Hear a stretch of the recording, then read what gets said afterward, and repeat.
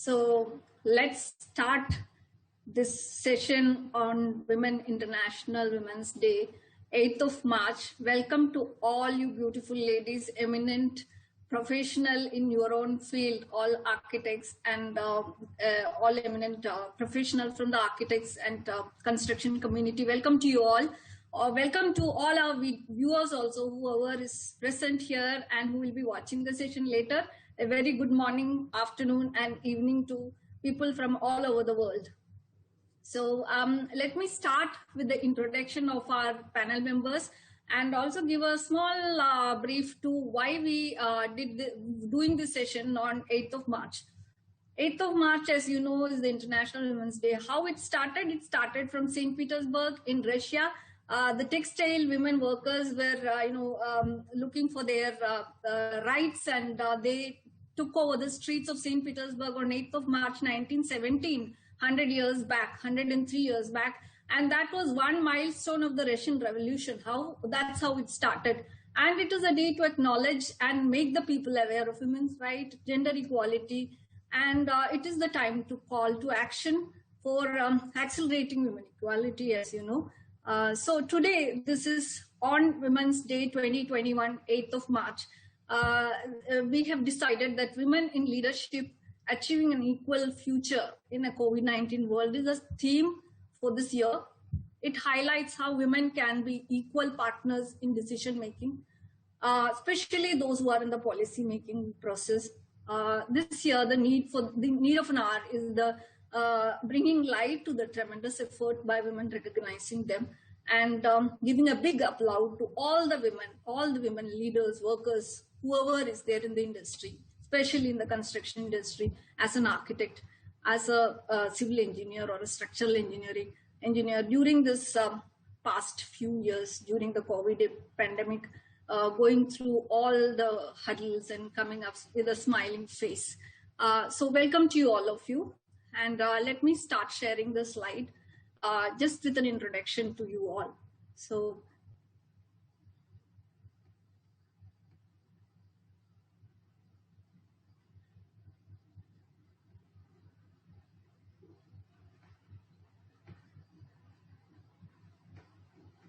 I hope you can all see the slide, right? Okay, so what is WFM community? WFM community was started by WFM Media a few years back. Community is a recent initiative, in fact, just 3 months old, and we have already 1,500 members in the community. Our aim is to become the largest virtual community in the world, connecting the facade and fenestration industry professionals, enable the professional networking, connecting architect, civil engineers, builders, contractors, whoever there is in the field, to keep you informed on innovations, technologies, and products. So in the present world of pandemic, I think it is very important to be connected virtually, which is our aim. So today's panel discussion, as I mentioned, is women in construction adjusting to the new normal, suggested by this year's International Women's Day organization. So let me start with Riza. Riza Sebastian is the president of residential business with the Embassy Group. Her profile is very long. She's got over 18 years of experience with various fields, including sales, management, marketing, and she's worked with real estate, FMCG, ITs, and she's also a professional member of Royal Institution of Chartered Surveyors. You go to our website and you can read a lot about her achievements and her projects. So welcome, Riza. Welcome to you. Our second panelist is architect Srilata Ramkumar. She is the director of E&A Design Consultants. Architect Srilata is a gold medalist in architecture and having a vast experience in the field of architecture, interior design, construction management, and much more. She was part of the Delhi Airport Development T3, T2, as well as T1, and she's an airport expert. So she was into the design and the project of various airports, and you can listen to her speech where she will be describing about her achievements and her way of working. And it will be very interesting to hear her. Our third speaker is Namrata. Namrata Mehra is Head of Design, Marketing and Customer Centricity at Vikhroli, as well as the Sustainability Lead of Godrej Properties Limited. Namrata is a very accomplished senior managerial professional. She has over 20 years of experience in various fields, focusing building brands, fostering innovations, very creative thinker. And she's from the CPT, the very prestigious university. And she's also studied in Indian School of Business, again, another prestigious institution. So welcome, Namrata. Our next speaker is Ashwini Thorat. She is the Vice President of Noida International Airport, another expert in airport management. She has over 15 years of experience with various airport development, including the Navi Mumbai International Airport, and she is at present working for the the Noida International Airport with the Zurich Group, who's managing the whole project right now. Her core strength is the airport master planning and airport design, strategic airport work. So you can read about her in our profile. Next speaker is Shawan. Shawan is being associated with WFM earlier also. She was a panel member in many of our earlier webinars. She's the director from the very well-known firm Edifice. She's the zonal head for the north and east of India, and probably the most experienced client-focused person from the Edifice team. She's very good at designing. She's done a large number of projects. You can just count. I couldn't include all the projects in the slide, so you can go to the profile and read about her project. Welcome, Shawan. And our next panelist is Meenakshi Sharma. She's from RSP Design. She's the Associate Director with RSP. She's done a lot of projects and been working with Microsoft, Goldman Sachs, Accenture, and Ola, and many other companies. She's been working with various projects of different residential and office and every possible field she's been working. And welcome, Meenakshi. Our next speaker is Apurva. Apurva Sharma is an associate architect, Hafiz Contractor, the very well-known firm. She's been associated with our Hafiz Contractor for many years, I think from 2004, right? She's been working with our DLF, Infosys Campus, BITS Pilani, Goa, BITS Pilani, Hyderabad, Symbiosis, and her portfolio just goes on and on. And she's also been working with many real estate groups like Wadhwa, Piramal, and Kalpataru, DLF, Prestige, to name a few. Welcome, Apurva, to the panel. Next panel member is Shikha. Shikha is with Morphogenesis. She is Senior Associate Project. So Shikha did her graduation from Delft University, Netherlands. She's been winning a lot of awards and recognitions. She was also been working with various projects with Morphogenesis, focusing on sustainability, cost-effective developments, and delivering a holistic design project, developing all kind of projects, including the offices, including the residential and other projects. Welcome, Shikha. So that's all our panelists. I will now invite Arviana. Please join us to introduce AGC. Just for 2 minutes, she will give an introduction to her firm, AGC, who's our sponsor. We are very grateful that AGC came forward with the idea of celebrating International Women's Day with us. So Arviana, over to you. All right, sure. So let me share my screen. Okay, so I hope everyone can see my screen. Yes. And hear my voice properly. Yes. Yeah, so first of all, thank you, Ms. Renu, and greetings to all speakers and audiences. Good morning and good afternoon to wherever you are. So I am Arviana and I'll be sharing about a quick introduction of AGC. AGC was founded in 1907 by Mr. Toshiya Iwasaki. Back then, we were the first sheet glass producer in Japan. So for more than a decade in this industry, AGC has expanded to over 200 subsidiaries worldwide. And we are also part of Mitsubishi Group company. In 2020, just last year, AGC was selected as a Nadeshiko brand by the Ministry of Economy, Trade and Industry as a company that excels in advancement of women. So AGC Group business has materials and solutions spread across 4 divisions: glass, chemicals, electronics, and ceramics, supporting a wide variety of sectors. We also have an active presence in the Asia Pacific region, and in India itself, we have a representative office in Gurgaon. So today I would like to share a little bit just about our solution for the built environment in India, which includes fluoropolymer, the film, the Lumiflon resin, and high performance glass range. So just a quick one. The first one is about Lumiflon, which is a fluoro-based resin, which is the main component in paint or coating.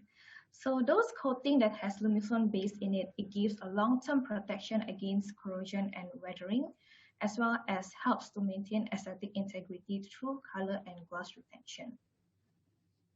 So just the benefits is that because we have excellent UV protection and weatherability, corrosion resistance, as well as excellent gloss and color retention as mentioned.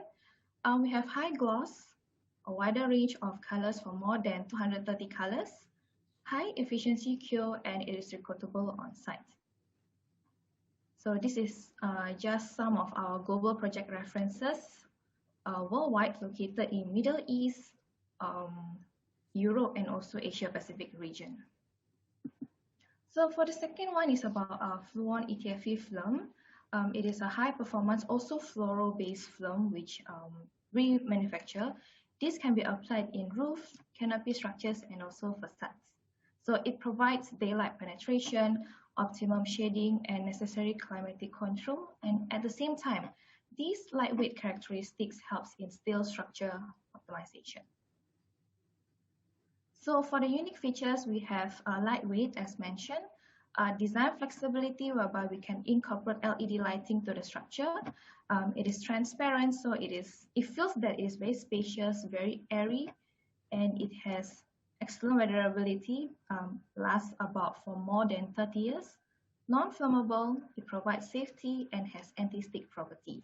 So basically, it just behaves like a Teflon.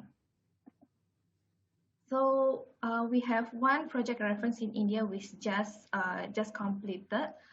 It is at Embassy Manyata Business Park at Bengaluru. So if let's say you are in the area, please go and take a look at this project reference. And the last one is about building integrated photovoltaic, BIPV. Our BIPV has embedded photovoltaic cells between 2 sheets of glass, capable of actively generating power. So it allows multiple opportunities to combine electricity generation with the facades, canopies, louvers, spandrel, etc. Unlike the traditional photovoltaics we know that has to be applied at the rooftop. So this is just some of our references. Vision Square in Italy and Russia. Besides Vision Square, we also have another type which is Vision Stripe, as you can see from the bottom left of your slide. So AGC also remains strongly committed to the sustainable development of countries worldwide with the hope of ensuring a bright future for the Earth. I believe most of us are aware that zero energy buildings, ZEB, have gained more attention in recent years. So to create ZEB, it entails both saving and generating energy. Back in 2019, our energy saving and energy generating products have successfully contributed to the creation of ZEB in our Kashima admin building in Japan. So it has come to the end of AGC introduction, and I hope we have a great discussion today. And to all women participating in this webinar, I wish you a happy International Women's Day. And let's continue to push our limit and challenge ourselves for a greater cause. Thank you, everyone.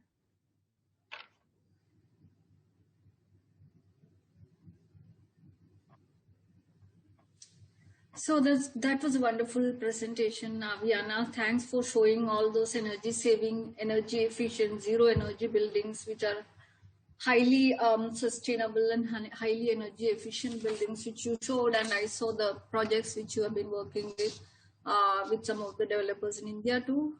Wishing the very best to AGC. And let's start with the session with congratulating and applauding all of us who are the women leaders. Before we start the session, I will say that there are two parts for this discussion. One is industry-based questions, and the second part would be women perspective. Let's make it more interesting with giving your experiences while you're working with various organizations, projects, as an architect, as a leader, as a management personnel. We are in all trades. Though we are all architects, we have been doing so many policy making also in all our projects where we had to take decision, how tough it was as a woman leader to take decisions and stick to your policies and to take forward whatever project you're working on. So let me start. There is no order. I just picked up some names and started with the questions. I would first of all welcome all our viewers also to the panel, especially those women who are celebrating, the beautiful women who are there listening to us. Welcome all. So let me start with Riza. Riza, your industry question is here. How will the marketing and selling of residential properties or residential spaces change in response to the pandemic? When we are considering the last year, it was very tough. I don't know how you faced it and how the things will change in the coming years. Let me hear from you, Riza. Firstly, wishing all the ladies on this panel and the viewers of this webinar a very happy Women's Day. It is an absolute pleasure to be here with all of you on this special day. Renu, to respond to your question, I would say that marketing has seen so many stages of evolution, So let's start from print media, the second generation, which was about radio, television, out-of-home advertising. The third generation was about utilizing social media marketing and OTT channels. But what the pandemic helped us to do was to shift an industry like real estate, which has been over the years a complete laggard in adopting technology, to a much more aware and agile one. So it actually opened up a new era of selling real estate that was completely underutilized till then. So all developers shifted to various digital channels. Customers were stuck at their homes. We still needed to sell. So what do we need to do? So can we take the first-hand experiences of these properties online to customers? And we had to recognize that the customer preferences were changing. The landscape was much more competitive. And we had to innovate in the way we interact with the customers. So the two norms that I think that came out of this pandemic, especially for real estate developers, was to be adaptable and we had to be agile. How quickly can we move? So apart from traditional online presence, we equipped our entire brand touchpoints by implementing AR, VR, AI-based chatbot systems to provide 24/7 online support. Online booking engines were introduced to enable buyers to experience their project at their own pace and convenience. And there are some important statistics which justify the reason why today's marketing budget is more kept towards digital. For every day that passes, another 200,000 Indians go online for the first time. Almost 95% of India's population today has access to mobile phones. And then more than 500 million active internet users in India, which is leading to a very humongous amount of digital footprint which is being created. So in today's context and in terms, data is the new oil, and data is the new oil.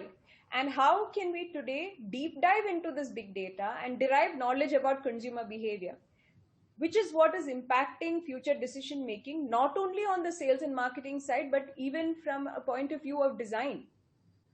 Digital marketing analytics holds that superpower that can help in gaining access to who will buy, what will it serve, where will it sell. But also the important aspect today is that the future of brand management and all that we are trying to create online is about connecting that brand experience with customer experience.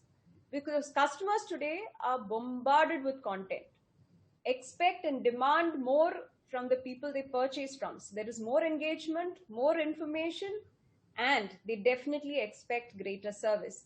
And this transformation has occurred over the past decade and accelerated by COVID, and one which has fundamentally changed the way real estate is sold and consumed. We also see that research shows us that 61% of customers today prefer buying real estate from branded players. So only those companies who earnestly respond to demands will continue to occupy pride of place in the customer's mind. Having said all of this, I say that real estate is an extremely high involvement product. Human interaction, very important in real estate. So while we enable the discovery process online, a visit to the site is still imperative to close that sale. So number of visits have come down from 4 to say 2. So what the developer needs to do today is to create a recognizable brand. We need to keep customer centricity at the core. We need to still have a very strong distribution network. We need to have stellar service during the construction and during that handover period. But we need to meet that with smart design, better products, more efficient use of space, relevant amenities, high quality products, timely construction. These are all basic requirements for a project and a brand success today. Absolutely true, Riza. I think we are online. Even WFM Media, we started with the same intention of making it more digital and bringing products to people. There is no way that people come to know that what is the development going on in certain products are being developed and how to use it. And the digital media helped us to see the project and the apt way to fix it or feel it the way it is, right? Yes. So thank you, Riza. And my next, I hope you finished, or yes. should I move? Namrata Mehta is my next question goes to Namrata. How is the real estate sector as a whole evolving to accommodate the COVID-related responses? Has the demand survived? How's the demand? And what actions the real estate people have taken to face the hurdles or the necessities of this phase? I think overall, and I speak from our experience here at Godrej Properties, and a lot of my peers and colleagues were also industry specialists or sector leaders. They will find some resonance there. That because of the COVID pandemic, one theme that emerged in 2020 was this idea of the home as sanctuary. I think for a lot of people, leaving the house early, going out a lot on the weekends, you've divided your life, or all of us have our lives divided into very specific segments. Mm-hmm. One thing that underscored as a result of the pandemic, and which has happened for us across board, which we got as sense checks from our customers in terms of their inputs, which also helped bring about this resurgence in demand, which has happened. You're all aware real estate demand has actually not gone down. On the contrary, in some areas, it's seen a very clear V-shaped recovery, stable back up. Is this fact that the home is sanctuary? It is seen more and more as your place. In that, a lot of additional demands were faced during this time. And those developments which were planned holistically, which were able to provide their residents with the support that was required during the pandemic, they will also see appreciation, and those developers and those communities will see continuous growth moving forward. What are some of the trends that came out, right? If you lived in a mixed-use development where you were able to walk to basic necessities, there was a certain appreciation of your quality of life during the pandemic, as compared to people who lived in insulated towers that you had to organize, meal support or vegetable support. So there was some of that. There was also an increased resurgence in things that we know we've been planning for, but things like, quality of sunlight, the circulation, how your lift cores are planned. Do you have segregated traffic? Are your MEP these services resilient enough and planned for a certain degree of surge that the COVID pandemic saw. Now, all these were things that good developments, and I'm sure looking at the panel that I see here, and it's a pleasure to meet all of you, and some of you I know personally, that if you plan a good development, those things would be taken care of. But what the pandemic also did, I believe, is separate out developments which were factoring a lot of gloss in terms of what truly is required for a high quality experience. And I think that has come across for the entire industries, and well planned developments, the appreciation for those have gone up. We have noticed a change parameter in queries from our customers. We focus a lot on customer centricity and their experience during the marketing and sales process. And we did feel that across the country, there was a resurgence. Sustainability came more to the forefront. People's understanding of what ratings meant and their being able to decode what the rating entails in terms of the final product was another request.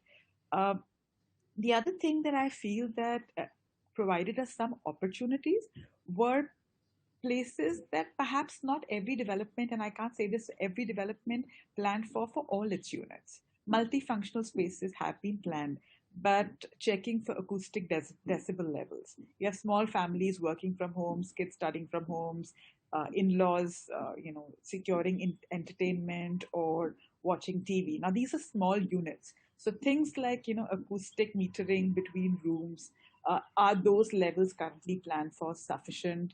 Is there more that we can do? Now, these were insights that we proactively went and asked for, which I believe will help plan for the next generation of products.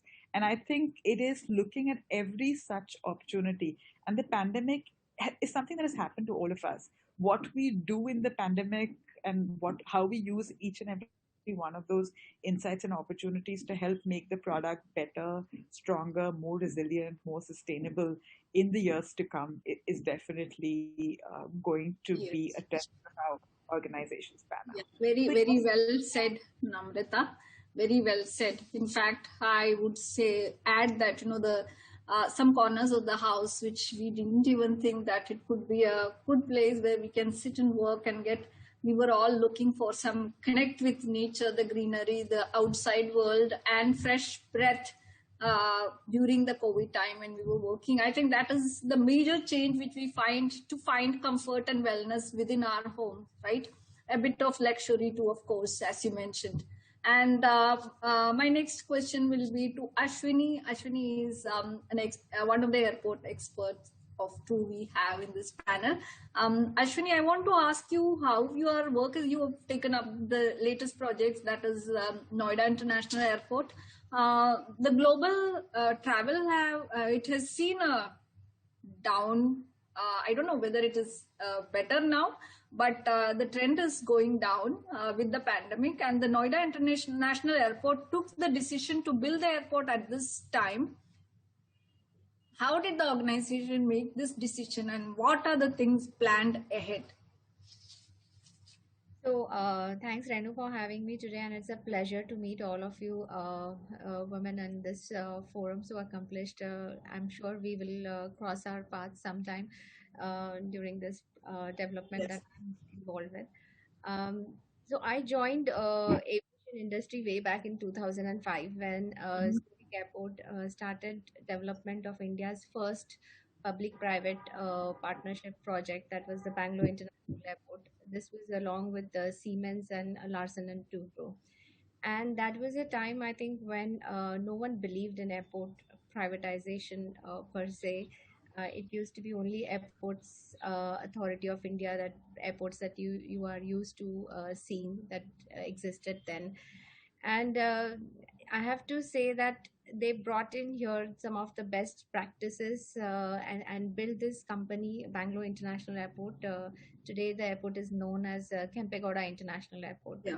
Really established this whole organization way back in 2005 with their values and their systems that they brought from international practices, and it has resulted in Bangalore becoming literally today's third largest airport in India. So the whole project went into a lot of success. And Zurich Airport's belief in Indian aviation is now much stronger than what it was then. And with their whole experience that they have done with Bangalore International Airport's development, they are very determined to develop Noida International Airport. This is going to be India's first multi-airport system serving the national capital region, that is all of Faridabad, Ghaziabad, Noida, Greater Noida, Delhi, Gurgaon, and Gautam Budh Nagar and all. So they firmly believe in Indian aviation. Their belief in India is very high, much higher than what it was before. And with that belief, they decided to bid for this project. They won this project in November 2019 and eventually formed Yamuna International Airport Private Limited to build and develop this and operate this Noida International Airport. Immediately after that, COVID struck in, but actually we have used that entire pandemic time frame to our benefit. While a lot of companies were downsizing, Zurich Airport went into the mode of expansion. I joined them in August 2020, and I call myself a COVID recruit. Zurich Airport, I think, is much confident in the aviation from before and believes in this coming growth in the market. And if you see today, I think India is bouncing back much better than all the other countries. We have such a huge domestic aviation market that we do not have to depend literally on other countries. Sometimes I always say this, that our population is our problem, but our population is also our solution. We are so sustainable as a country that it, at least in this sector, I have to say, it helps us a lot. We will look forward to international connections and all, but domestic sector has bounced very well. So throughout the pandemic, we have been working on this project. My first assignment was to complete the master plan for this airport and submit it to the authority, because it had very stringent timelines. From the minute we signed the concession agreement, we had to produce in a very short time the whole master plan for the project, which we did this. And I think we have used the entire restriction to our benefit by working from home, collaborating with consultants across the continents, making use of somebody's nights while we are working, they are resting, while they are working, we are resting. So that all has come together very well. We conducted an architectural design competition for our terminal building, which included top international firms, and we awarded the work to a consortium of Grimshaw Architects, Nordic, and Haptic very recently. So that happened in this pandemic. I recruited literally all of my team during this pandemic. We appointed Ramball as our infrastructure design consultants very recently. We've also concluded some competitive bidding RFPs, and also it's been actually a very, very busy time, and we've utilized this time for designing in a collaborative manner, using all that is going on digitally. Teams has become the new norm, I would say. Zoom, Teams, calls has become the new norm. So yeah, it's been really great. We want to end the year by floating a tender. I know a lot of people are looking forward to the project, so I have to say that yeah, it's on schedule. It's going forward very well. We hope to float the tender for our EPC construction by year end, and it's supposed to be going live by FY25. Absolutely delightful to hear all these developments and how you are part taking shape in the development of such a huge and large scale project. And we all wait to see the development of the project and how we can utilize the space in a very effective way with the contribution from leaders like you. Ashwini, that was very insightful talk. Everyone was waiting for this kind of development coming up in India with of course collaboration from agencies outside. My next question is to Meenakshi. Meenakshi, here is your question. How is the office again, as I mentioned, we are giving more stress to the office development, office space design, particularly in the interiors. How is it evolving during the COVID time? And we are going to space design with more and more partitions these days because of the separation or the social distancing. Away from our concept of 2019, we were looking at the transparency and open office space, right? How you have adjusted as a leader of a team in office design, considering the present pandemic situation and for the future well-being? Thanks for the question, Renu. So, yeah, as I think all of us know by now, the impact of COVID-19 has been, I would say, very uncommon, to say the least. So, in a situation like this, one wonders, and in fact, all of us wondered, will the post-COVID-19 world look very different? Will we need to redesign the way we work and how we work? And what will our offices look like? So it's a big question. And we're still, evolving. We're still trying to answer it. So I would say yes, the offices with densities of say around 60 to 150 square feet per person will surely need a lot of rethinking and reimagination. So while we were doing our studies during the lockdown, we did a lot of research on this. What we understood was that there are kind of three phases identified to this pandemic. So there was a short, mid, and long term. Short-term period was, the initial one, which is kind of the lockdown period, where it some kind of design interventions in the offices. And then came the midterm, which is, where we're currently standing. That has led to some kind of design and operational modifications. And then comes a long term, the new normal, where the designs will have a very different standardization altogether, responding to this pandemic, and also considering the the future ones into the picture. So also, I always say that that this situation reminds me of the 9/11, post which the security systems across the world was kind of reconstructed and it was adopted to it. So in addition to the design modifications to all spaces, like the introduction of sanitization booth, health screening, touchless approach throughout the office, the air filters, introduction of more air filters, introduction of biophilia, there might be a strategy change too that may be evident. So in fact, we worked with a lot of clients. Some of them really wanted to look at this holistically. Some only did some modifications. So I am putting this case with respect to one of our clients who really wanted to get into the depth of how the workplace strategy would change. Yeah. So coming to that, our first reaction to the lockdown was work from home. So many of us gave a thumbs up for this typology due to its merits of no commuting, flexibility, and more time for family, etc. But a lot of others thought it is not so productive and it lacks work-life balance. So, and there was a survey done in a lot of countries also. So the reality is that both sides of this argument are probably right. Every organization and culture is different, and the circumstances of every individual employee. So many might have enjoyed this new experience, but others were kind of, I would say, fatigued by it.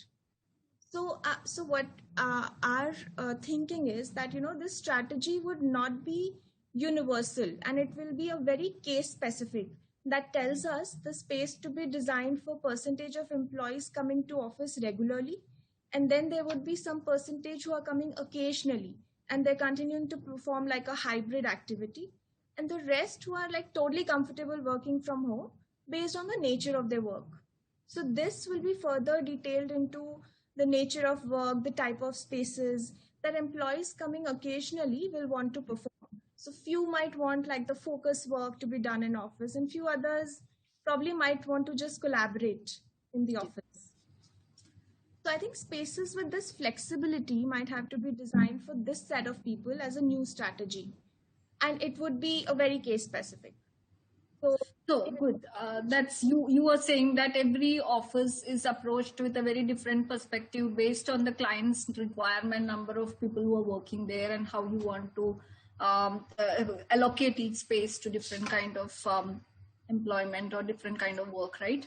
So that's wonderful to hear. And in fact, when the office starts again to new normals, like a lot of restrictions, a lot of checking, health checks, and need for all kinds of preventive measures within the office, I think it is required a different kind of approach to office design, right? So my next question, I hope you finished with your answer, or would you like to add a little more to it? No, I just wanted to say that in addition to this, there was, I think, a different focus, a level of focus on personal health and wellness is now into the picture, in addition to all the strategy we're looking at. That's right. So my next question would be to Srilata. Srilata is again another airport expert.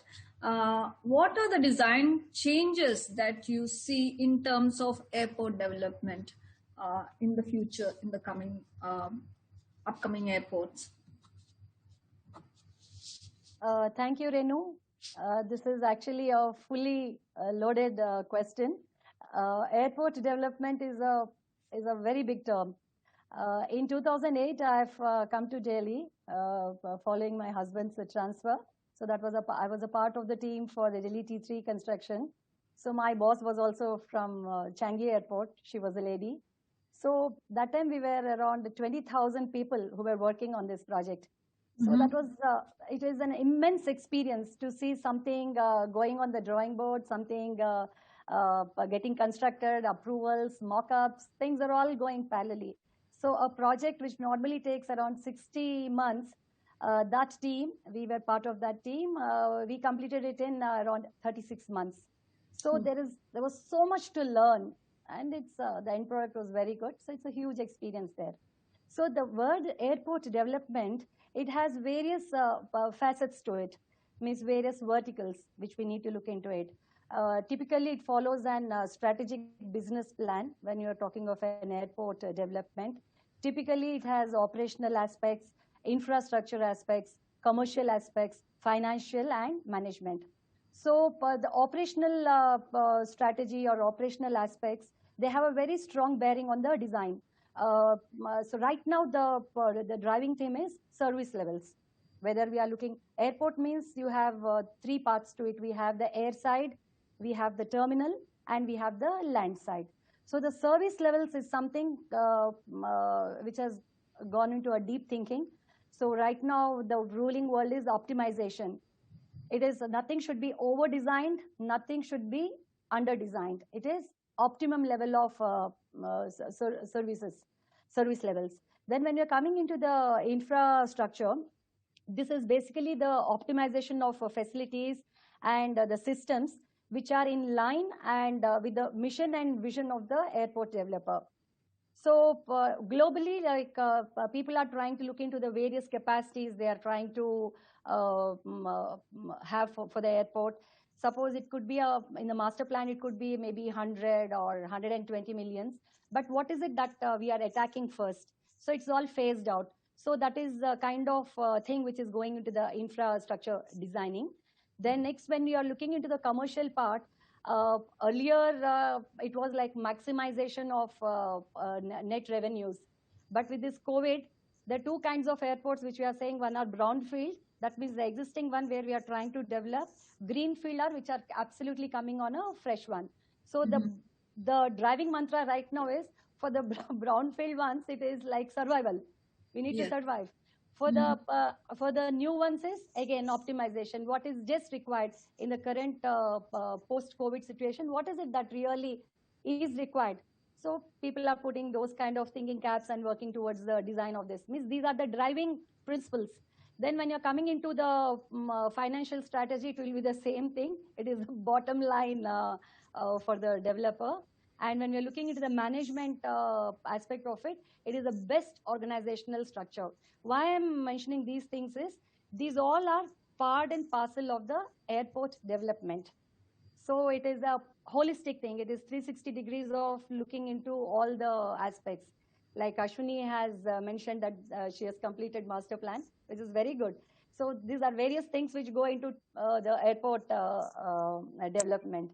I know how different the airports of present look so very different from what the airport was 20 years back. especially the one in Delhi and Mumbai, and how much of thinking this process is gone into all these airports, how many think tanks have worked towards achieving such kind of wonderful atmosphere which we are experiencing today in airports. Earlier, when we were traveling to New York or places of such high density towns and high density transport, I used to wonder whether we will get such airports in India, and now we have better ones because of you people who are working on such kind of projects. Thanks a lot for that insightful points. Next question is to Shaun. Shaun, this is for you. Again, yours is also on workplace developments, the design pivoting in response to the pandemic. Are there any new office design concept which is evolving in response to the present pandemic situation? She was talking about how you take forward the design process based on the necessities or the need of your client. And is there any new approach which you are considering while developing the work spaces? So hi, good afternoon, good morning, everybody, and happy Women's Day to everybody on the panel as well as in the audience. Good to be here. So you see, what has happened is, I mean, I've faced this question from at various panel discussions or from clients, etc., over the last 1 year, and our reply has kept changing over the time, because initially it was like, it was anybody's guess, because nobody knew about what this pandemic entailed, and while a lot of people came forward saying I know this and I that, there was very little research and very little information about how humanity needs to deal with it.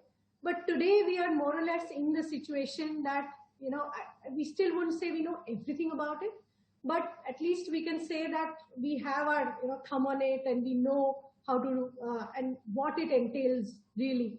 So hence our design interventions have also become more assured, and we now know that that this is here to stay. So initially it was like temporary, and we would have given interventions which were not so permanent, but now we realize that we need to design things which will take some time to grow. Shaun, I think the video stopped. Shaun, I think a video stopped for a moment. In the meanwhile, I'm taking it forward to Apurva. Apurva, your question is, and how was the demand for the new projects, considering the health and well-being, accommodated into the design of spaces, again related to your work, home, anything which is for the well-being of the people who are staying within the walls? Right. Hi. First of all, a very happy Women's Day to all the panelists and all the audience. So yes, last year has been very unprecedented. And after the demonetization, GST, RERA, everyone was really looking up to 2020. And through this pandemic, I'm sure everyone was struggling with the kind of work in hand because of the sheer market, the way market was behaving. The festive season towards the end of the year saw robust sales, and that's again helped us pick in a lot of developer-based residential projects. The prime focus being people are looking, like we just saw, that a lot of people are now working from home, and they're looking at the quality that a developer is providing to their particular unit. Earlier in Mumbai, it was merely location. So am I closer to work? Am I staying in this particular area? But the focus is now shifted to well-being. The focus is now shifted to, am I getting a exclusive balcony? Am I getting a deck? Am I having a very well-ventilated house? Am I having enough sunlight? Or am I sitting throughout the day in AC with, artificial lights on? So the entire focus on how a particular lifestyle has to be led. I think it's really helped all of us, including we as architects, to really relook at the way we've been living and working. So this paradigm shift in the way people are looking at houses and homes has completely changed the market. We are also seeing a major surge in plotted development. So in the MMR, we are having, we ourselves are working on 3 different huge large scale projects where people are wanting to get into plotted development because people want that backyard, people want that front yard to kind of, work from and enjoy, which we've all been, kind of deprived of in the city life. I'm sure Bangalore and other cities are doing much better and they are used to these kind of plotted developments. But for Mumbai, I think it's unprecedented. So, and even for other projects like academic stuff or even IT parks, I think again, like Sean and Meenakshi mentioned, a lot of hybrid working spaces wherein people want to work from home, people want to come at office, but they do not want that simple 5x5 cubicle. People want to kind of to have work cafes and connect with the nature, biophilia. Again, at home, you'll see a lot of people getting into gardening. Even I've started that, and it's all thanks to the pandemic. People have changed their lifestyle because of the pandemic, and that's what is now governing the way we are designing residences. And like I said, Pune, Bangalore is a different story, but that story is kind of continuing to Mumbai, and it's all thanks to the pandemic. Absolutely correct, Apurva. I would love to have a little bit of the greenery around, as I mentioned earlier. The term which you mentioned over here, biophilia, I keep hearing it from the architect very often these days. And thanks to pandemic, new concepts are coming up which will make ourselves feel better at home too, right? Sean, you can continue. There was a little bit of disturbance. Yeah, I'm sorry about that. Thanks, Renu. So I'll just continue with where I left, that, we are really raring to get back because you see, virtual is not real finally. And we are really looking forward to, real life experiences, real life, interactions, those chance meetings, little bit tidbit talks with our colleagues, etc. So I think it's our duty as architects now to reimagine the workplace into a place where people can get back to work, and a large percentage of the workforce is really wanting to get back to work because there have been other, issues with adjusting to offline working, and things collaborations have gone down, innovations have got affected, and all of that has happened. So the way we are looking at office design now is actually threefold. One is the architectural and interior related design interventions that we can do. The other is the more, the MEP, IT, technology-enabled interventions. And the third is operational interventions, which the companies need to, chart out. So I focus more on the architectural and interior intervention, the more physical intervention, because that's really our job. So, basically we are looking at designing architecturally spaces which have more outdoor collaborative spaces vis-a-vis the so-called, enclosed, secretive, large conference rooms or meeting rooms, etc. So, and that has various challenges. So then when you have outdoor collaborative spaces, then there are other challenges like acoustics, privacy. So how do you have open spaces where you are still bringing in the necessary privacy and acoustical measures to be able to enhance collaboration, not disturbing other people?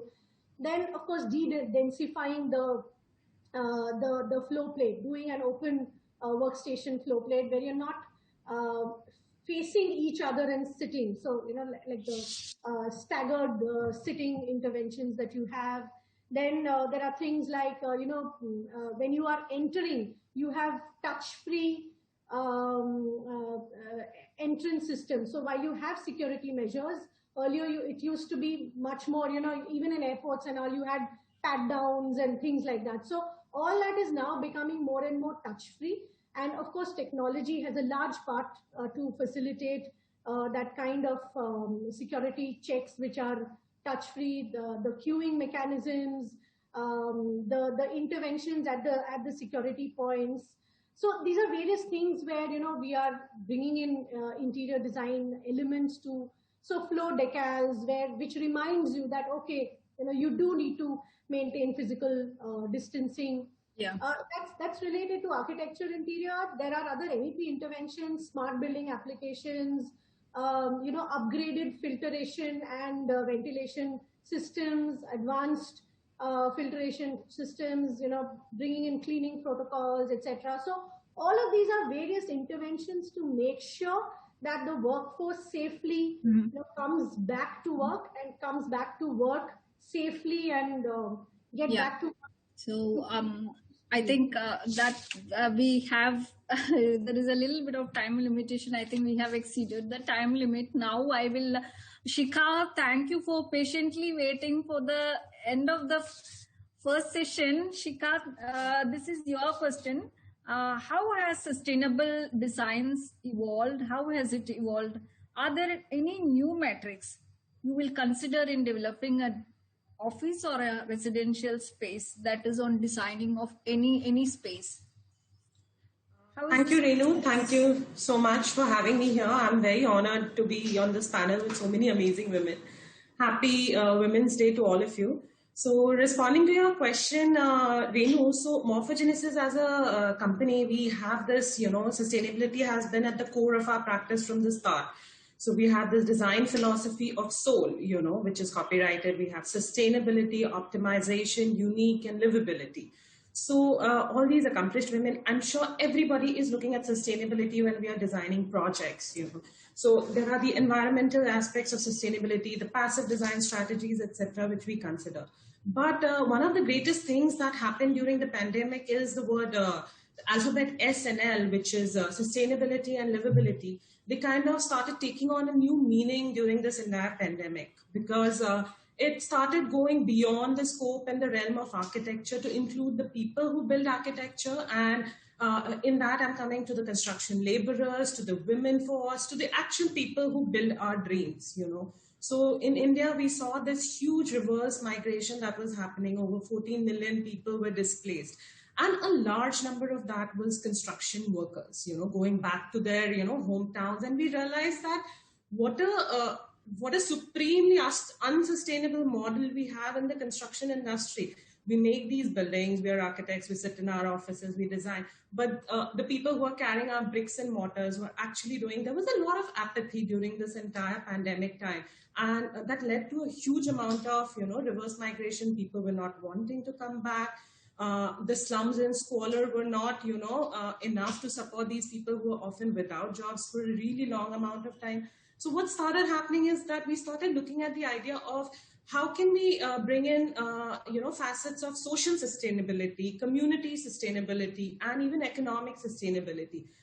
Can we look at a more decentralized model of growth and development? So now what I'm talking about is, you know, zooming out a little and not talking just about this building, but looking at the more macro scale of things. You know, can we look at a decentralized model of growth, which allows us, you know, to create more centers for growth, more catalysts, so that people are not displaced as much as they are used to right now. If we are talking to people on our sites, you know, they go to their hometowns maybe once a year during the harvest season and stuff like that.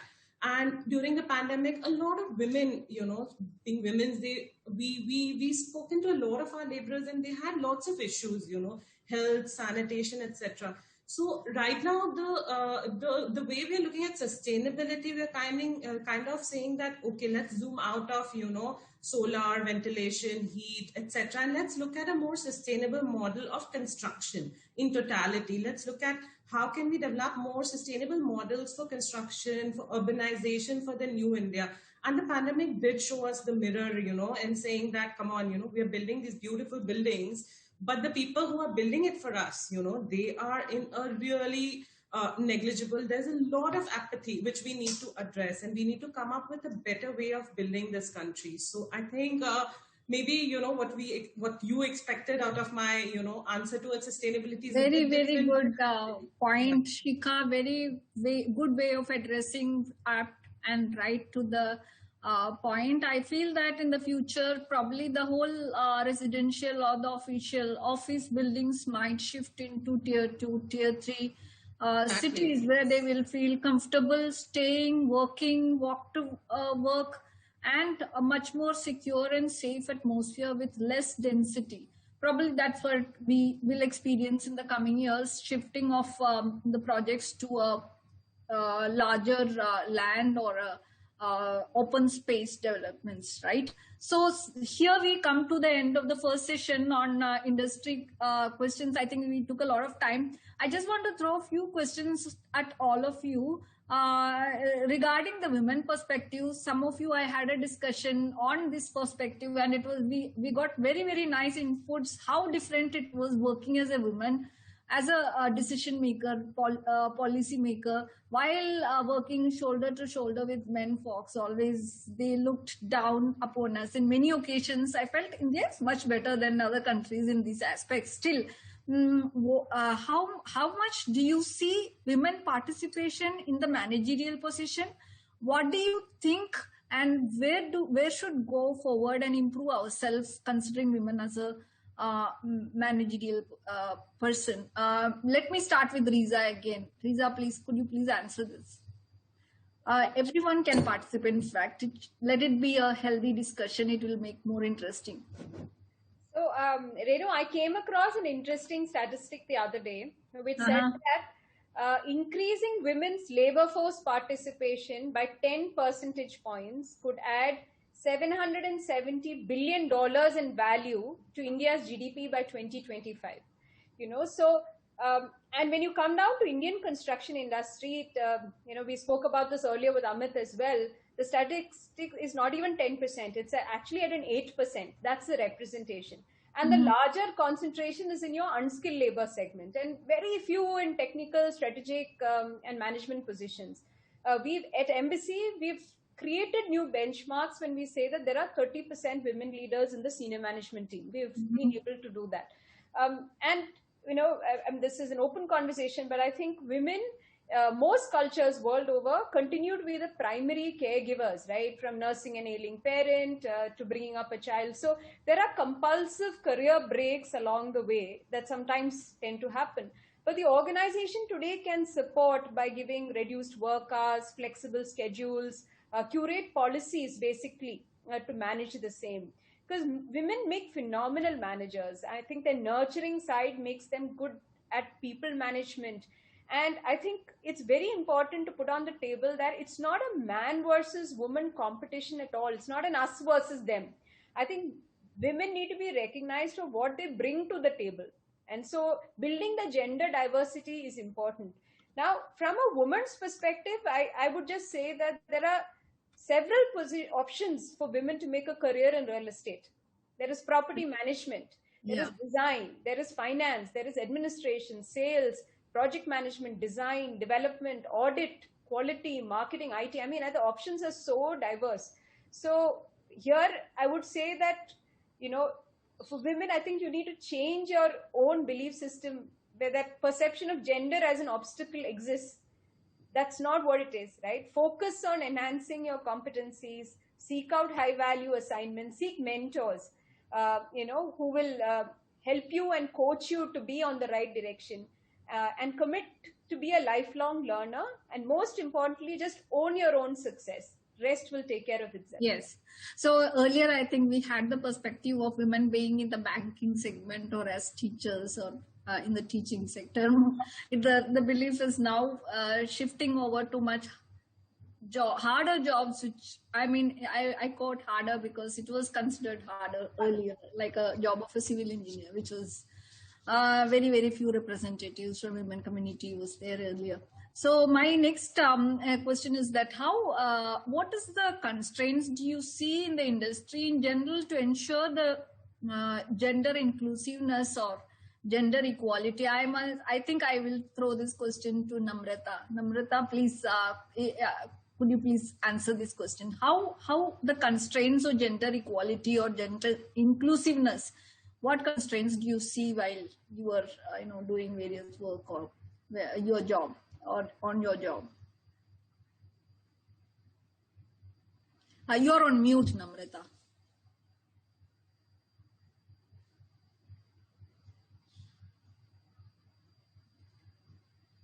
You have to unmute. Doing. I'm just. Hi, Renu. I'm going to take a slightly different track at this, Renu. I think less than what has impacted me, I'd say it's very important for us to look at how one has gotten here and systemically if there's anything that we can do to make it better for the people that will follow us. I honestly, I'm grateful to all the people that have supported my personal journey here. Amongst them, a lot of people have taught me that acting by your values, demonstrating actionability through work are a lot easier than, seeking out, any sort of instances. While looking at yourself as a woman will mean people will look at you as a woman. If you look at yourself as as a active colleague, that will be easier. And oftentimes it needs perseverance, right? You walk into a room which is full of people who've been building buildings for 40 years and you're the project in charge or you're trying to drive a certain sort of quality. As long as you know what you're doing and you know that it is a conversation and a dialogue, right?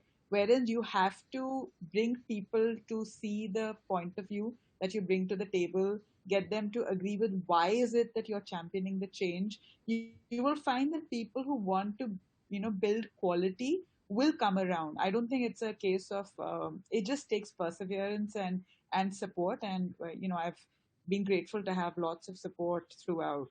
The way I'd like to sort of address this is as part of my role in sustainability.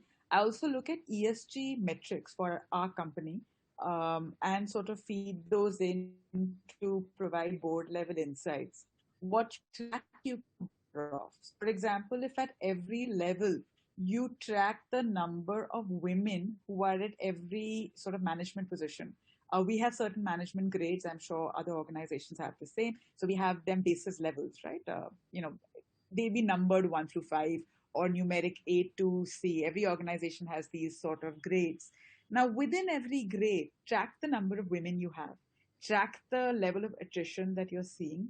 And in case you see a trend, I don't think highlight that. And those are things that you need an independent oversight of, which is what as a sustainability professional that I offer to all sort of zonal teams across our company, which I believe greatly benefits. Because, oftentimes if you don't look at something, then you are not able to see that there could be a negative trend.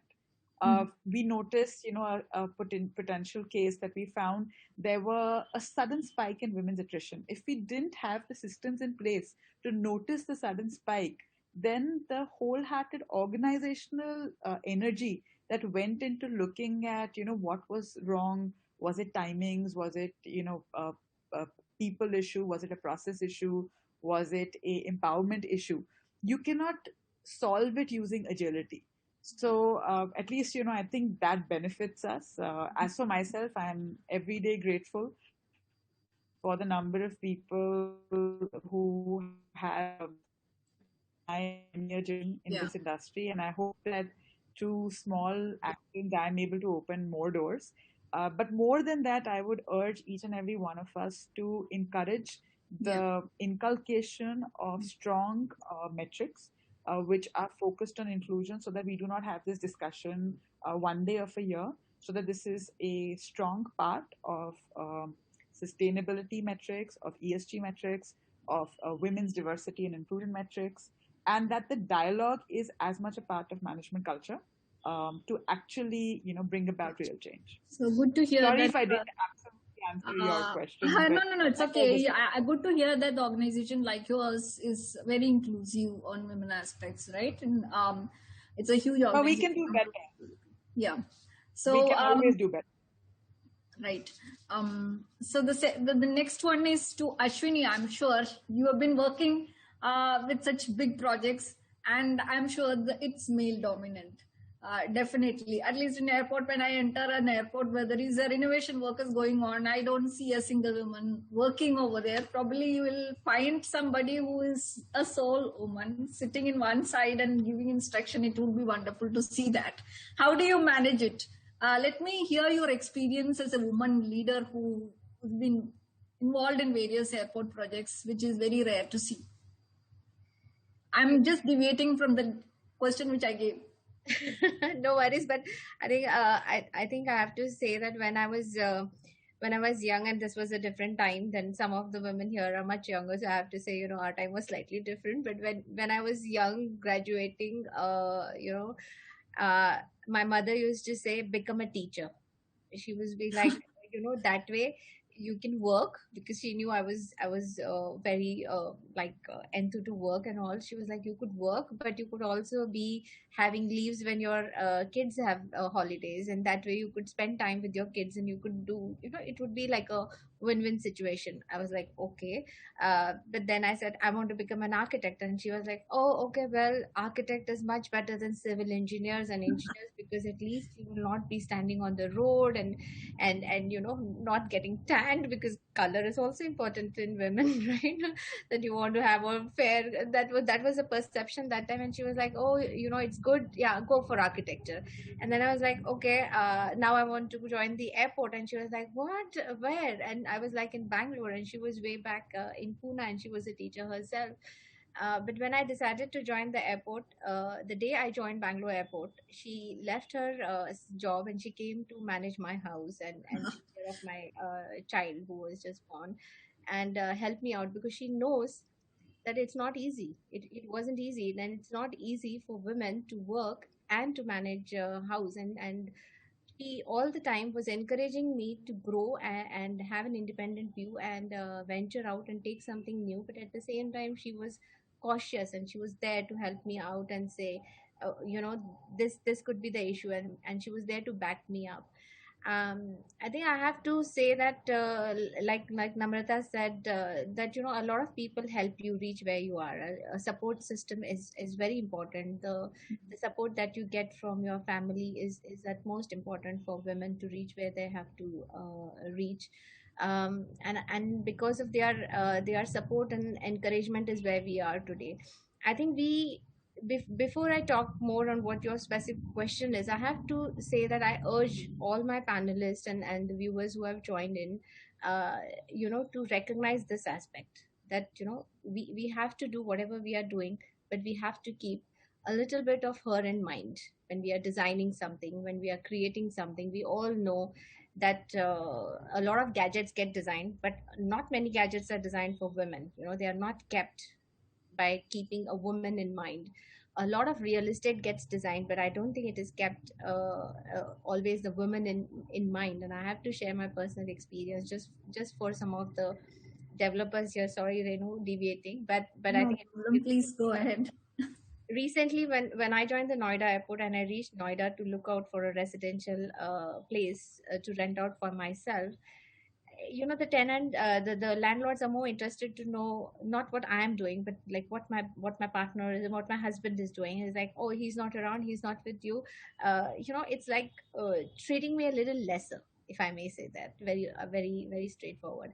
When I went recently in the market before COVID to buy a commercial property, the agent did not take me seriously. I walked in and I asked him, and he was like, "Oh, she's, you know, just a single lady coming, because my husband is based in Singapore." I was doing this myself, and I had actually recognized the fact that women shy away from doing some of these things. And I was like, okay, when I'm reaching a higher position and managerial positions, it's not just about me learning how to do an airport better and get to that position. I have to also learn how to do certain other things that I may not be doing. And I had taken upon myself to crack this deal commercially. I went to the agent and I said, I want to see the commercial property. He wasn't very forthcoming, and he did not take me seriously, I have to say. And when I closed the deal in 1 week, his boss came to me and he said, you know what, I told this guy, my agent, that, you know, you're not taking this woman seriously, but she's going to close the deal faster than a man. It's this perception that we have to change from. We have to work from on multiple levels, and I have to say that here the men are going to help us do better than just the women. Okay, so this really is a call to all the men. It takes stronger men to support women. So I Excellent. That's right. I think you are right. Apt. Big applause to you to point this out. I have to experience the same thing in my life too. That how you go forward, and certain jobs like the finance management or looking for a house is not there in our house, which we would like to do it on our own. Of course, yes. My question is to Meenakshi. How much participation do you see with respect to women reaching the key positions in India? Probably you can take the architectural firms. I'm not talking about yours. Probably in general, the architectural firms or the builders. How much of participation do you see, women participation? Thanks for the question, Renu, but it's a very tricky one because, as I would want to say that the participation is from women is equal to men, but unfortunately, there is a reality check involved in it. And I would not want to just mention the architectural firms. I would want to take it like a larger forum. So, if you just look at the statistics, in fact, even Riza was pointing it out that, India ranks probably 5th lowest in having women at yes. So while the representation of women in top leadership roles is on the rise, it is on the rise, but the process is kind of slow because it's limited to some dated approach of ticking the diversity box. So, but of course, looking at a positive side of it, the India's ranking has improved, rising to around 20%. I think last year we were 20%. So which is a good number compared to the other countries. Now we all know that the status of women in India has been subject to a lot of changes over the span of history, and I think it's carried over the years where reaching the top is not so easy, due to a lot of, I would say, societal constraints. There is lack of continuity in job, and a lot of other also mentioned about the support system. So if you do not have the support system, probably the continuity is an issue. However, looking at the positive side, I think we've reached a position where there are many successful ladies, whom we can look up to and be really proud of them. In fact, not all of them may be heading the topmost companies, but they are busy proving that, they've risen to the top, not just because they're women, and it's only because of their capabilities. So, and that alone in Indian stereotypical mindset is proof enough how women are breaking the shackles. Our way to remember how women, despite being in such minority, are a source of strength. And it's for all industry verticals, I would say. To name a few, I think I would want to mention the IT heads, I like Kiran Mazumdar-Shaw, there is Zia Modi, Sunita Reddy, Roshni Nadar had made a lot of headlines with her work. And in fact, even in Indian Parliament, I would say we have a lot of representation of women there. Though it's less, it's say around 11% or something, but still we are making a lot of change in the history now. Absolutely correct, Meenakshi. I think we are all proud Indians when you look at such aspects. I think our generation, about maybe during the time of our parents or grandparents, it would have been very different. But the future generation, I don't think there would be any disparity at all, considering the gender. Now, the next question is to Srilata. We had a nice discussion yesterday on how she worked on Coast Guard ships and how she worked on shipyards and how she worked on airports and how different it was to be there as a female leader. Let us hear from her how her experience was as in the construction industry. Thank you, Renu. So what I was sharing with Renu yesterday was we were in Cochin. So I had a project to design the interiors for the Goa shipyard. It's a Coast Guard ship. And once on its completion, I think Pranab Mukherjee was to inaugurate that. He has done it. So while I was into the Goa shipyard, the moment I've entered, I was the only female in the entire shipyard. including a sweeper into a person who gives the gate pass. So everybody would look at me. I used to think there was no ladies washroom also, because there are no women. So things have changed now, but still I used to go along with my installer, the contractor, and there was another boy who used to help me with the designs. So we used to have morning meetings, evening meetings and all. And one senior officer said, "Ma'am, what are you doing here?" he said. And I explained my work and all. He was one of the approving authority. Finally, it went on time. But what I'm saying is, at least when people looked into it, the entire scenario, at least they could see one lady coming into a scenario like this and doing the interiors. So that was, I was just sharing with her. And normally we use the word work-life balance and all.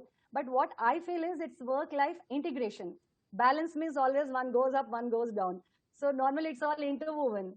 We integrate. Women are masters in that. You integrate house, work, because our mind is developed holistically. That's how I look into it.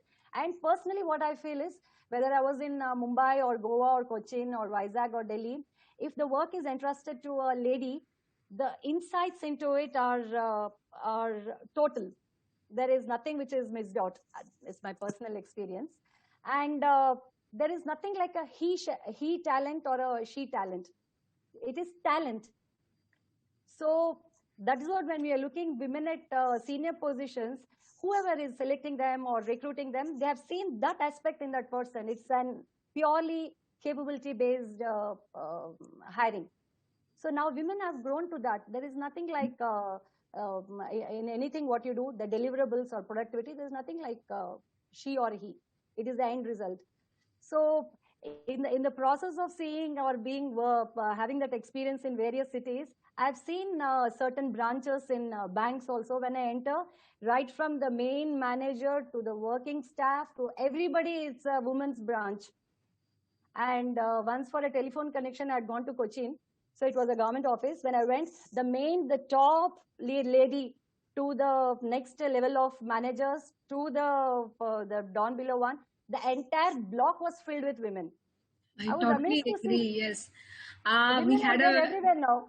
Yeah, recently we had a full women crew flight also, right? Which we read about, very interesting news which had come in the newspapers recently. And there was a women crew from the Navy who traveled all around the world. That was also there in the news. Such amazing things come up. We are not, we are at par with all developed countries in this aspect, probably from our ancestors' time. But the perspective of women employment is again changing with the generation to come, or the generation that was earlier. So I would invite Shaun to talk as an architecture leader with a firm who's doing a number of projects. How would you describe your role as a woman, as an architect, a leader of architectural firm, in shaping discussions about women in architecture and construction sector as a whole? Where do you see yourself and the other women architects in future, considering various firms, whether it is your firm or whether it is other firms? So Renu, like most of my panelists, co-panelists have said that more often than not, they are the only women there. You know, I have faced this as well, that in 99% of my sites, meetings, everywhere, you know, I'm the only female over there, you know. But I think it's more about our own mindset.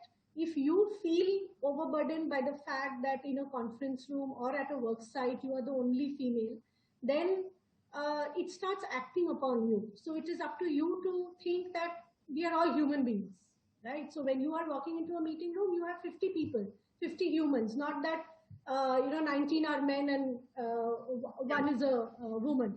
So that's not how we should look at ourselves. And frankly speaking, I think knowledge, perseverance, and, you know, our own wanting to do something supersedes gender. So in my own experience, I have seen that when somebody comes forth, and since we are into the consultancy business, our business is to impart ideas, knowledge, information, etc. So when we meet our clients, if a person in front of you is knowledgeable, the person doesn't bother whether it's a woman or a man, you know. So knowledge does supersede everything else. And I really don't see that why, if a woman comes across as very knowledgeable, he or she will not be able to go up the round. He or she is very hardworking. He or she will not be able to go up the ladder. Personally, see, I have not faced this ever. And in Edifice, we are extremely, you know, flat on the gender metrics. But it's not about me or the rest of my panelists. We have obviously we are the other side of the coin, because we are where we are, you know. So we are not discussing about ourselves, but we are discussing about the other people who were probably eligible, probably as good or even better than most of us, but they are not here, which is the sad part of the entire, you know, situation. And how we can all work towards creating a support system. And there is nothing wrong about taking support, because the great saying goes that between every successful man there is a woman. So even a successful man requires a support system, a support from behind. So I think we all should understand that we all need a support to be able to move forward. So it's not about the man supporting the woman or the woman supporting the man. The society as a whole should support people in not pulling us down, and not expecting a certain, you know, given parameters of things which we should be doing. You know, on Women's Day, I get these very weird messages saying that, you know, you have 10 hands and you are, you know, you are a superhuman, etc. All of that. We are not superhuman. We are human. Please treat us as humans like you would treat every other human. And our requirements, wants, duties, everything is like a normal human being. The problem is that we think that women are superhumans. It starts from there. And I would request that everybody here in this conference starts treating everybody as normal people and not as superhumans and expecting the sky out of women. That's how we will. Yes, that's absolutely. Yeah, I've been reading the messages which was coming on Women's Day with that, you know, the Durga hands handling all kinds of. I'm sure it is not correct. We are somehow we are managing it in the right way. It's not that it's all about time management and managing the entire policies, right? It is all on you. The time management, what matters a lot. And I would say, again, one of your point, which you mentioned, is that there are women, there are architects who are having enough of qualifications, but who cannot be up to the level as, you know, as a woman, how they can't come forward and like us or be in a better positions, what they deserve. So I would ask Apurva Sharma, what do you see as the key point to overcome these kind of issues of equal pay or underrepresentation of women, etc., in the industry or in the community or in any kind of business or any kind of job? Okay, thank you for the question. So the statistics show that while graduating, it's 50% of the class that's kind of comprised of women or girls, while there are only 15% practicing architects, licensed architects. And I'm sure a lot of it is to do because of the way our industry works, the working hours. Like when I came to Bombay and I was in a working women's hostel, I used to show up every day at the hostel at midnight. And that too, I used to leave early from work. You know, I had to take exemption to kind of leave early, you know, can I please leave? And, you know, with that guilt, I used to leave. So it's to do, it's a lot to do with the way our industry is. But on a personal note, at AHC, at Architect Hafiz Contractor, I have never ever treated my staff, or I have never been treated as a woman, or, you know, people are purely judged based on their capabilities, their design aspects, or the way they present themselves. I don't think there is a particular, you know, it's not a benchmark that if you're a woman, you're going to be given this pay scale, or you're going to be, you know, treated this way. I do not think, at least in our office, or I'm sure in most of the metros, I don't think it would be the case. You know, I do not think that there are times when you face, at times maybe the clients, like someone said, they won't take you seriously in the first go. But I think when you prove yourself and you keep persevering and you do not give up, see, there'll be times when, the person who's reporting to you is maybe senior to you, and he's a man and working under a woman boss. Initially, there might be some hiccups. But then when you're honest to your work, when you're doing your best and you're giving your best, I'm sure people do realize your value. So it's about persistence to kind of stick to your values. Do not give up. I'm sure there are times when we all feel that little, it's not a discrimination. It's too strong a word. But you do at times feel that things could have been better. But you have to continue persevering and not give up. This do not give up gyan. I think it's very, very important. And I think it's very important to keep going back to it when you feel that particular thing. And it's a very fine line at times. There are jokes about women. There are jokes about, so there are times when you will feel that maybe you are kind of made to feel inadequate.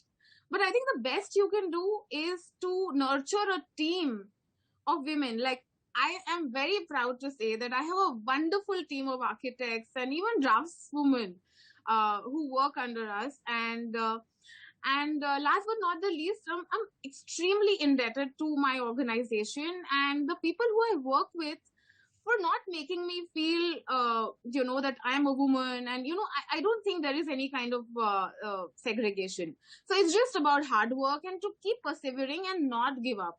All these jargons, I think they help, at those times when it hurts the most. It's nice to hear this, Apurva. I'm sure such huge organization like yours will be supporting women in every aspect, whether it is maternity leave or whether it is any family function or anything related to their family. They are more considerate. You're fortunate. And this next question is to Shikha again. Shikha, how did the women adjust to the work and work from home and work from office environment as the offices are opening up right now, that you go to office twice a week, thrice a week, and then again work from home? How do you adjust to this kind of changes in the life with the pandemic? Thanks, Renu, for the question. So once again, I'd like to zoom out a little bit, because I think it's easy to get caught up in your own smaller bubble. And I would agree with Apurva, we are the relatively more privileged lot, to be sitting here and talking about it. But, when you read more, you realize that gender equality in workspaces has been one of the biggest casualties of COVID, whether we accept it or not. It has been, there are lots of studies that tell us that it has set behind women in workspaces by almost 2 decades, because this whole work from home culture, it actually worked against women in a lot of ways. And like Riza also mentioned, and most of us know, women are primary caregivers. We are the ones, taking care of our elderlies. We are the ones taking care of children. And when we were going to workspace during normal times, we had a very strong support system, whether it was daycare, creche, a lot of other things which were helping us, achieve these responsibilities. But what you see increasingly during this pandemic, if you see the number of people who've been laid off, furloughed, or quit, a lot of them are women and a lot of them are mothers, So when we talk about this kind of gender gap, a lot of times it's not gender gap, it's about the motherhood gap, You'll see a lot of women at the, these young women, and like Apurva is saying, a lot of us are out of college and, we are not married, don't have kids or, in-laws or anyone. We are at the workspace working till, 12 and 1 and 2 and, feeding that entire cycle. But there is a point of time that comes when women have to take on more responsibilities. And whether we like it or not, that's the way our society is working right now, that this caregiving falls on to women. So I think what is important in this whole work from home kind of scenario is to understand that we need to be more flexible, more empathetic, towards women. And sometimes in this fight for equality, we forget the word equitable. Okay. It's not about equal, it's about equitable. We have different responsibilities. Women have different roles from a man sometimes in the social fabric. We are intrinsic to, creating this family fabric. So how do we design our workspaces, not to say that we just have to be equal, but maybe we have to be equitable. We have to understand, what a woman requires and how to make it important for her to not choose between, working for 14 hours and having a family life balance, but kind of helping her achieve both. So I think, work from home for me, I think the more I talk to people around me, the more I read about it, it's about, achieving that. It's not about anything else. And while there are lots of women who become empowered and maybe who didn't get the chance to work earlier are finding it easy to work from home, there is a huge lot of people who have quit, because they're not able to manage the balance between household chores, caring for children, having them, running around, no daycare, no health, no nothing. So I think we have to work towards that. And the pandemic has made it very obvious that women need to be supported more in their other spheres of life as well. Yeah, that's right. Something which I have experienced in my home, I would like to work which is closer to the kitchen and the common areas of the house where you can manage everything from one point. Whereas the men in the house would like to work from the comfort of bedrooms or where their work table is there, right? These kind of challenges we face. And while you're having a conference, suddenly some shrieking noise comes from behind, children running around in the background, which you are not able to control, right? So that's a part and parcel of this kind of the situation, I think. It's wonderful to hear you all talking about various perspectives, various changes which is happening. And I would love to hear more about your experiences as a woman, but because of lack of time, we have already exceeded 8 minutes. So everyone is having their jobs. I would love to listen to the experience probably if we have time for 1 minute, anything which you would like to talk about from your work experience, probably just one incident which you found very, very different from the normal. If you wish to say anything, anyone of you. May I, Renu? Any incident which you came across which is very different from normal in 1 minute. Sure, I have to say on part of Noida International Airport that the management here, the Zurich Airport management, really has gone out with an awareness program, an outreach program, and started all the way from the base part, which is like, we are a startup, we are building an organization to go down to the recruitment level, and specified more specifically, on including women into the the profiles that go out to the recruiters, that reach out to women.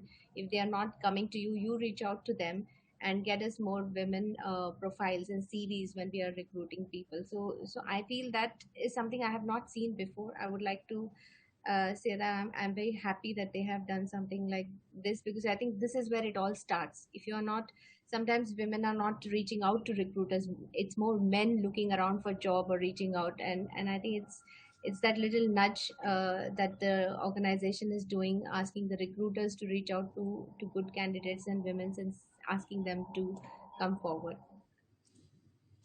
So thank you so much for that. So to conclude today's discussion, I would say that we have been discussing how we have moved on from the physical to the digital to now to phygital, which is a combination of physical and digital, which is more prevalent in all offices and all industries per se, where we can explain it physically when we meet, when it is possible, and more of it is more digital. So we have used to use various tools and the computer more often than usual, what we were doing it in offices, showing your plans and master plans and spaces and using of various software and tools. Those things have changed a lot. The mankind may be changing to more to digital in the coming years. Another thing which we have changed in our work atmosphere is looking at more energy saving devices, energy saving designs, net zero energy projects, considering the electricity or considering the natural resources, what we have, how to save it. And for the well-being of the whole humanity, we have changed the design perspective. Considering the women perspective, I think the knowledge, perseverance, and hard work is what matters more. We see flat matrices in most of the offices, no gender differences, not much, in fact. Good to hear from you all that all your work atmosphere in offices is not gender biased. Many of you have mentioned that you're absolutely okay with the kind of a working atmosphere what you are having as a female worker in the office. The support system is what matters from the society as well as family and from your colleagues. Perseverance and hard work, which I mentioned, is the most important, the key point to bring you or to take you to the higher levels. So the nurturing a team which supports you is what matters a lot. Thank you for all insights and the comments which we received. Thanks AGC for supporting such an initiative where we women could talk about various aspects of the working women and taking organization forward for a better future of India, better future of the industry. Thanks a lot. Thank you for being here with us. Thank you so much for everyone. Thank you very much. Wishing you a wonderful international. Thank you, and nice meeting you all. Thank you so much. Thank you. Pleasure meeting all of you. Happy Women's Day. Bye. Bye-bye. Bye. Bye-bye.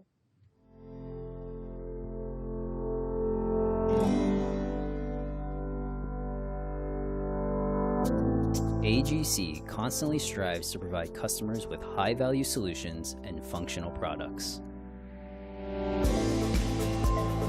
We offer a wide range of materials such as glass, chemicals, electronics, and ceramics, and have a strong presence in many countries around the world. AGC's aim is to provide valued solutions and high-quality materials to people around the world. Our fluoropolymer resins for coatings is used in many places around the world. Our fluorine film is used in Allianz Arena in Munich, Germany. It's also used in many stadiums and architectural constructions worldwide. AGC's display glass is used in smartphones around the world. Our glass plays an essential role in presenting clear images.